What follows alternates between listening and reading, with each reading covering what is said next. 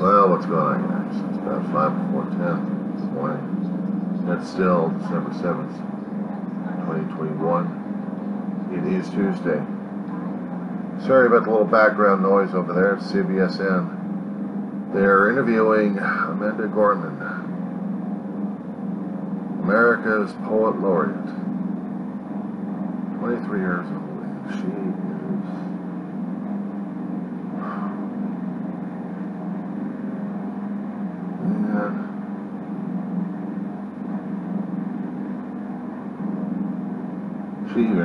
She even shocks me sometimes.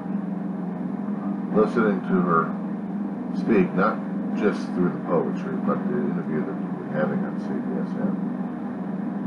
Gail King has been talking with her a great deal. Yeah, she has been through a lot, and she's got a lot of talent, and they picked her up as the Poet Laureate when it came down for President Biden's inauguration, which catapulted her into the limelight where she's existing right now. Well, I hope she makes some good of it. This trip down is not exactly fun. I've seen too many people who crash and burn. Some of the people who keep scrounging around still not sure what's going on. I was trying to think of Maya Angelou. I think Maya has been a strong influence on her because they're both strong women, and a lot of passion and a lot of ability to craft their words in a way to say things. I'm not very poetic at times. Other times I just have a hard time trying to put it into a poetic form. Sometimes I like a story. Sometimes I like to tell it as it is.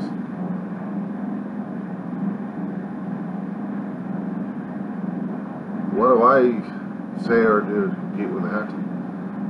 I'm only competing with myself. I'm only dealing with myself and the situations I've got right now as it is. And what have I been doing over the past parade is hunkering down and going through online classes and learning literature. With the price being paid, it's going over here. Forgive me for getting out of here just for a couple seconds. The price is being trapped and trying to deal and trying to cope at the same time. And it's not the easiest damn thing in the world. I mean, I've been posting these things for well over a year, nearly a year and a half, of how I've been going through it. And I'm not quite sure if anybody else had been trying to do that, but I've been trying to say it because I have been going through a lot. And I just needed, besides the venting, explanations, basically. People worry about people slipping over and killing themselves, injuring themselves. So they worry about the mental health having more of an extreme effect on people than their own physical health. But with the COVID, you couldn't even tell between what was the regular major malfunction going on in the head, and then what was the disease trying to screw up around with the brain cells and everything else going on. And it's hard as hell to look and admit to this to yourself. At least I know it was for me. I mean, I usually pointing to you. I don't know if you are doing it or not. I don't know if you're feeling the same way I have been doing. I don't know if you've been monitoring or going through the videos that I've been boring the living crap out of people for. But this is the stuff I had been going through. This is the stuff I had to go through. This is me trying to cope and understand and work with problems. Not with money problems, not with relationship problems, which I've got zip on.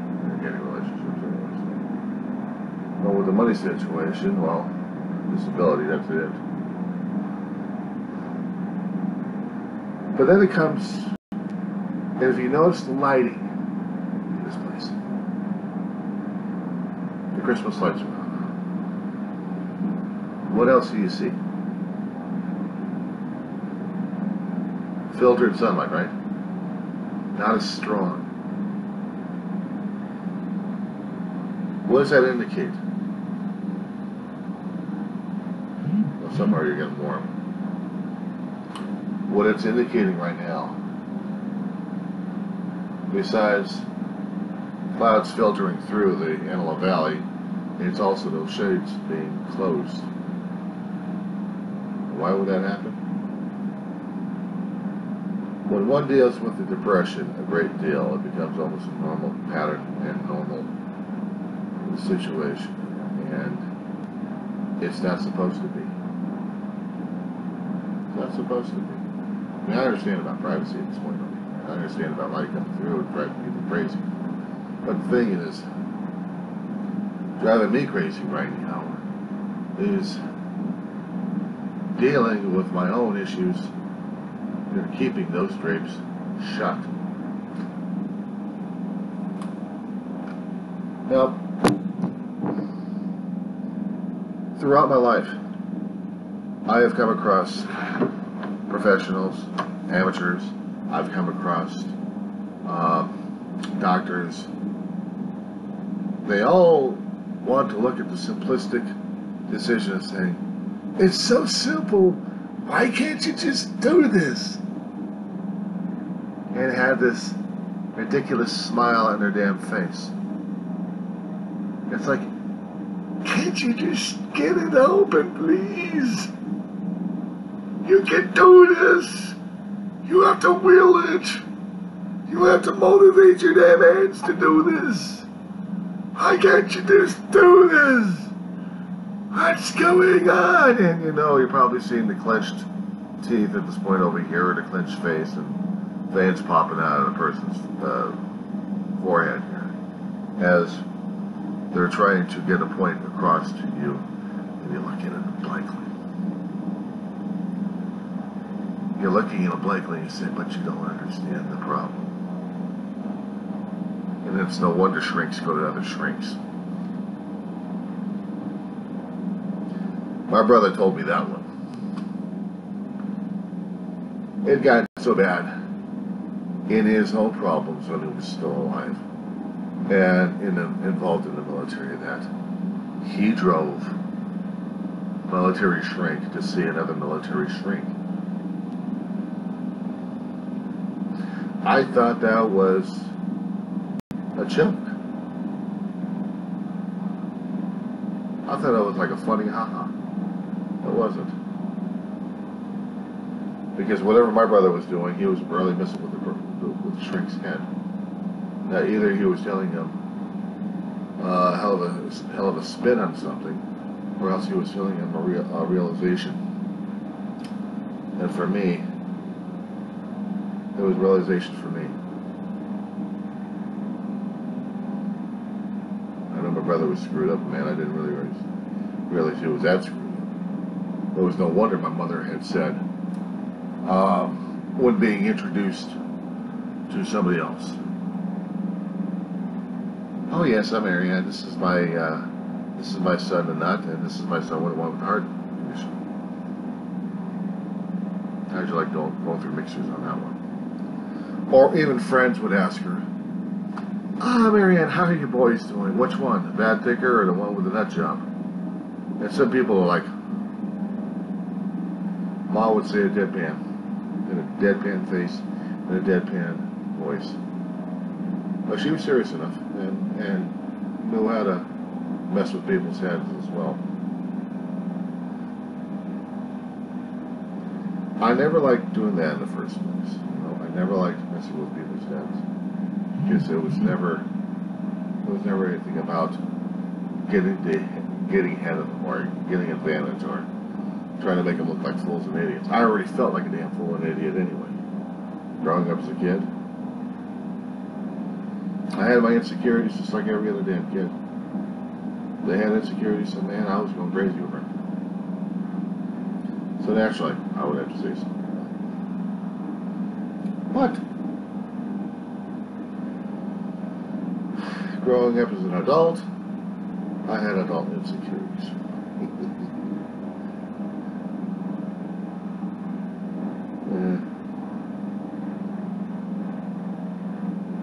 Keep track of the videos and you probably understand the reasons why.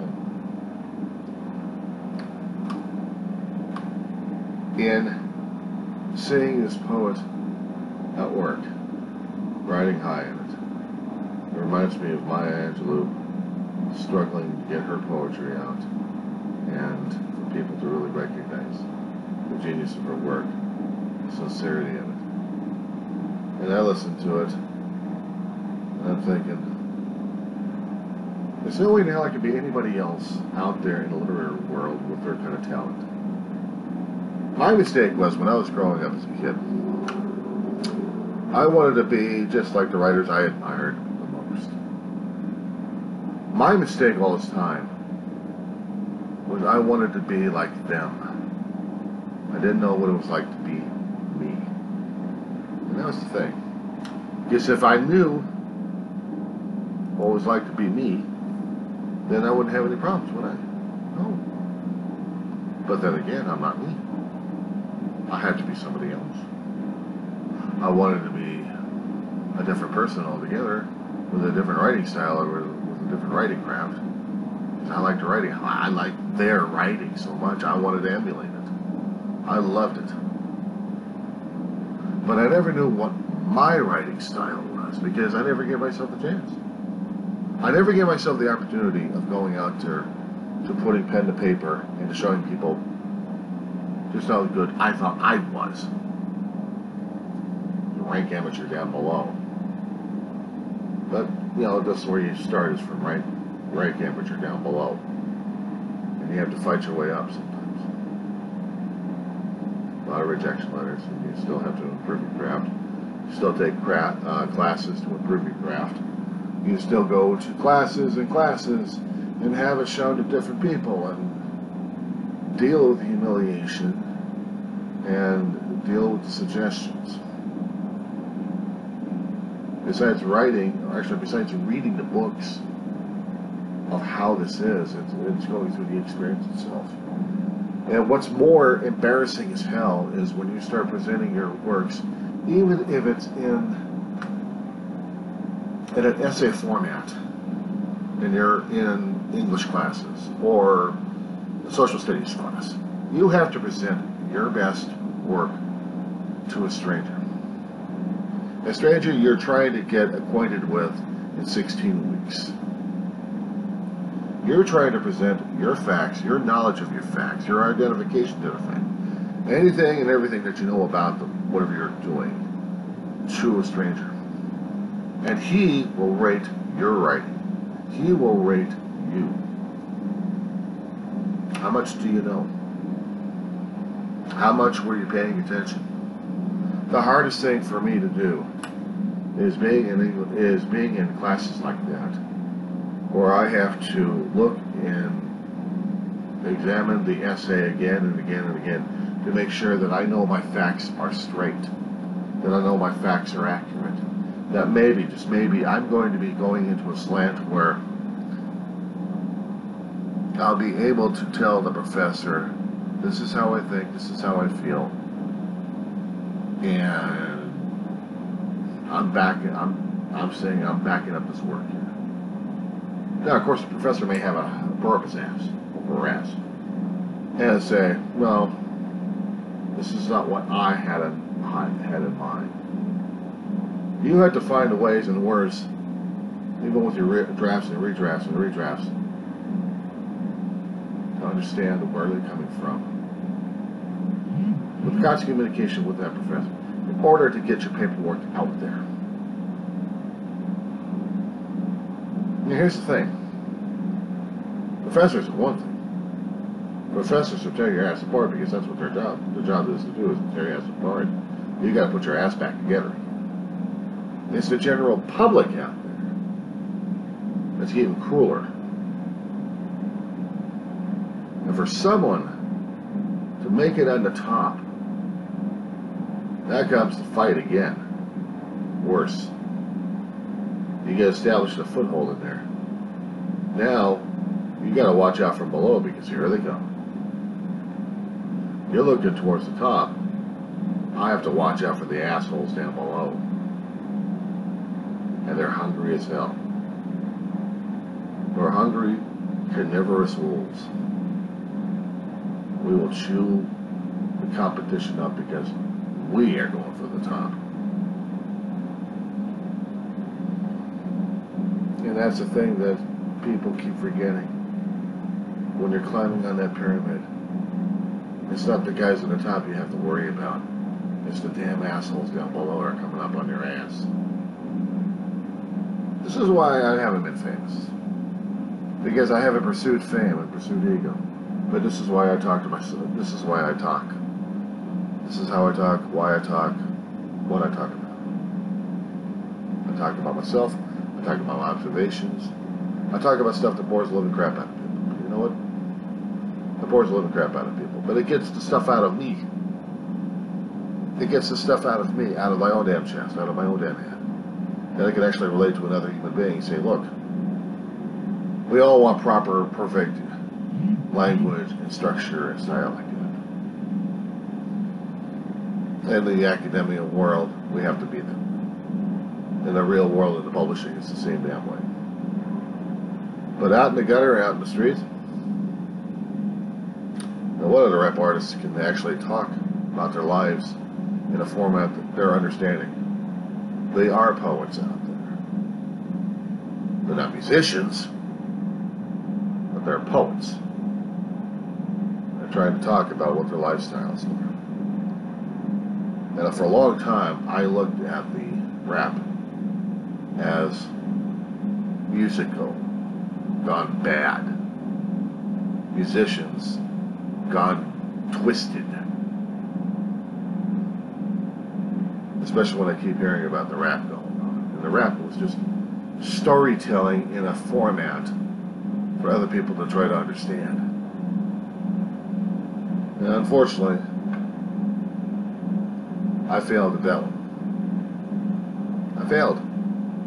I failed to understand that there's always a story in music being presented to the public. Well, presented, period.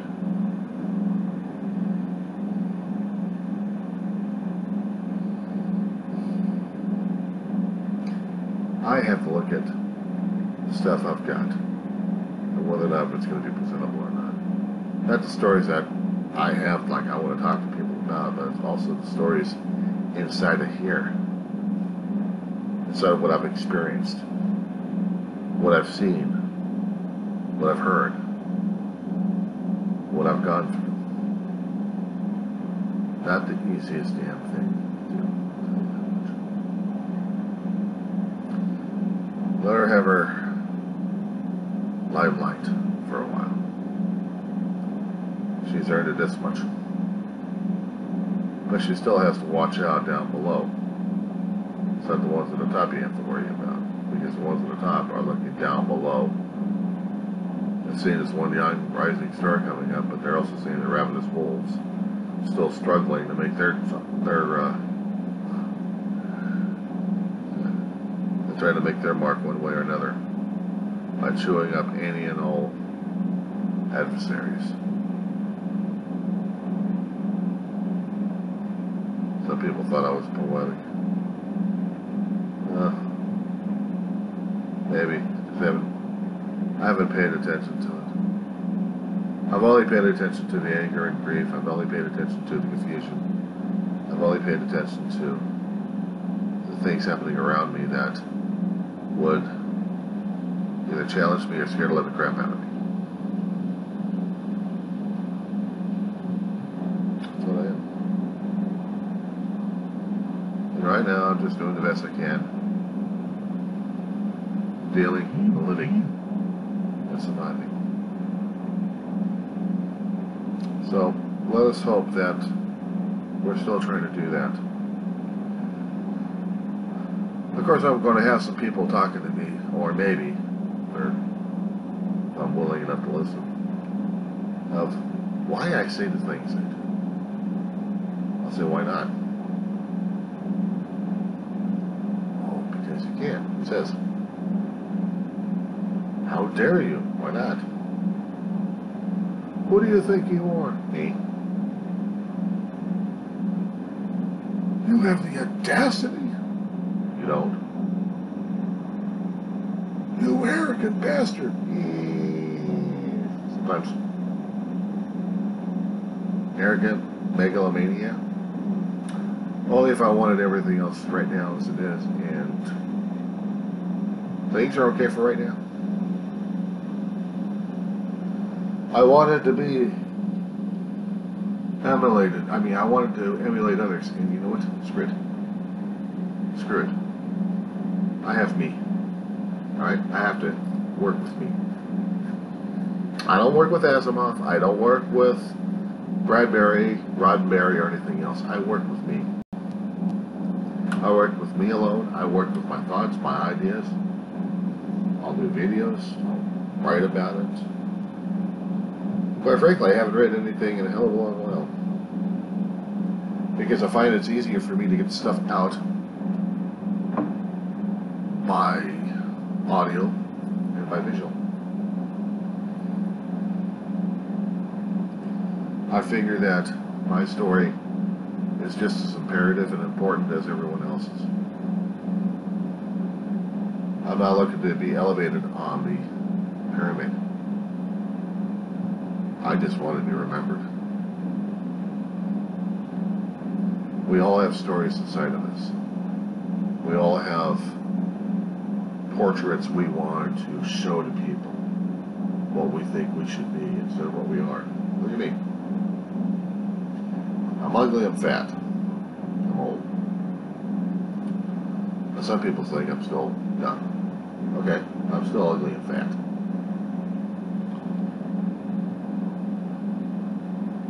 I wear an ugly shirt.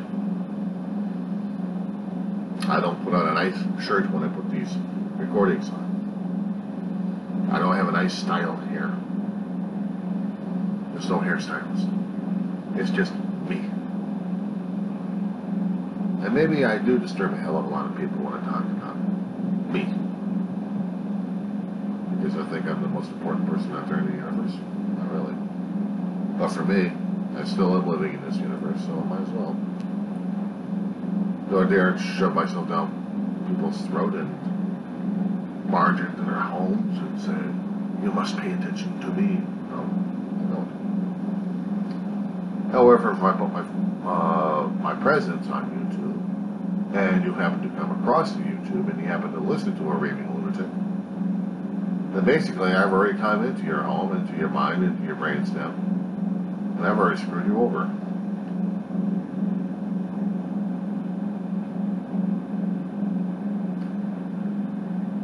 What else is new?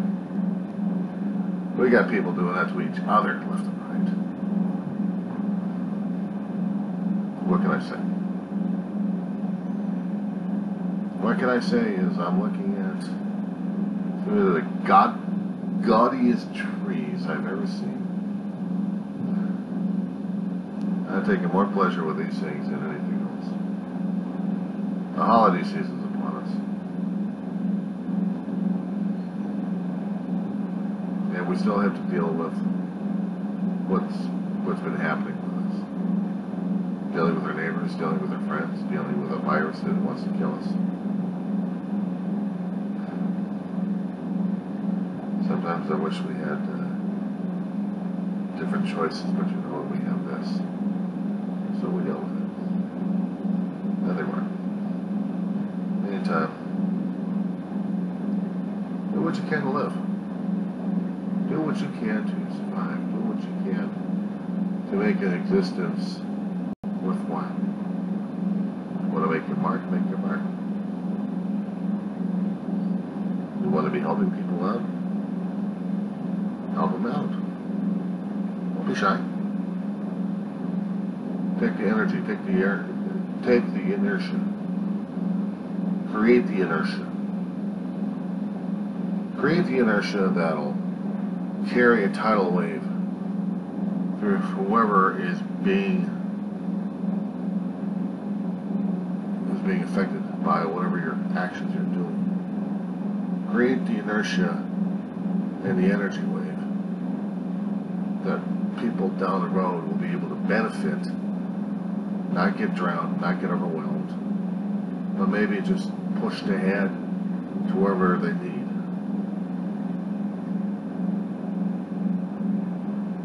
It's kind of hard for me to say that on some occasions because I'm always looking at myself sometimes as not the guy trying to do the pushing. I'm the guy drowning.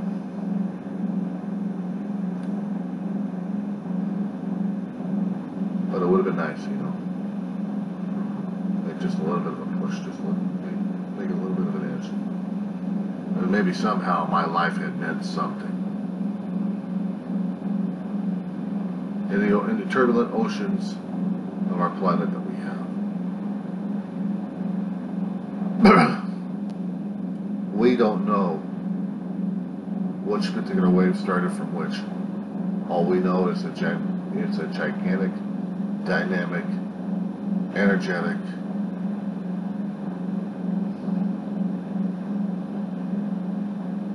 fill in the blanks in that one there. But that's what it is. It's constant.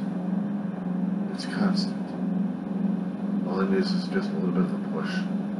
And everything is constant. It's constantly going. And the waves and the oceans will dissipate the origin. But the effects are still there. And still either helping or not helping, I don't know. Hopefully helping. Because if it does, then you're doing better than I am. I don't know if any one of my videos that I've done out there are going to help anybody. All I've been trying to do is talk about my own experiences, my own mental defects, my own situation happening during this COVID crisis. And if anybody out there had been going through the same feelings and same thought patterns, if they had been, maybe they can understand and identify as well. Maybe they could share a message down the road that if they could survive this damn thing, if I can sure as hell survive this damn thing, then the next guy or the next woman or the next person down there will be able to deal with it.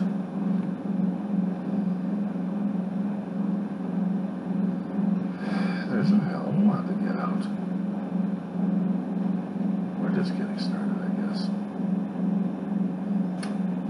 That's for right now.